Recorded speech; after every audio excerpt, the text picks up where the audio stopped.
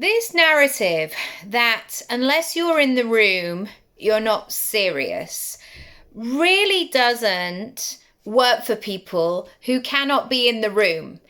They may want to be in the room, but they also may not want to be in the room. I remember having to go to a conference as part of something I was working on for 3 days. And this room was the most unpleasant, claustrophobic. I think people had only just stopped smoking in it. You know, when you go on those old train carriages and there's still like some fag ash like down the back of the seat. It smelled like that.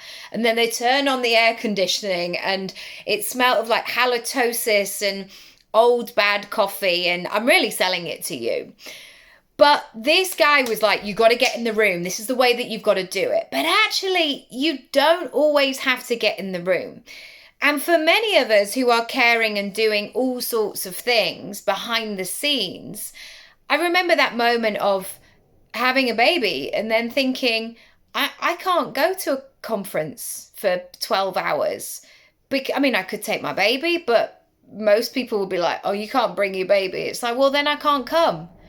And this is your reminder today to create products and services that you not only know that your clients will love because they'll get the results, but I want you to use your insight on how you can make things accessible and possible for them to action.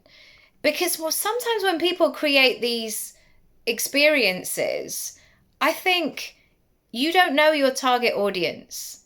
You don't know who they are because actually their current situation is not going to work in that way. And so therefore it's a really difficult sell. There are people right now going for their dreams and their ambitions in the car waiting for their kid to come out from football training, on the bus as they're coming back from the supermarket where they have an idea for a Substack article that they're going to write. Or they're waking up at 5 because that's the only time that their house is absolutely quiet. Or they're working in the attic until midnight, even though they're so tired. But 7 till 7, they are with their kid who has additional needs. This sense that we can only do this if we live by a certain set of rules is so outdated.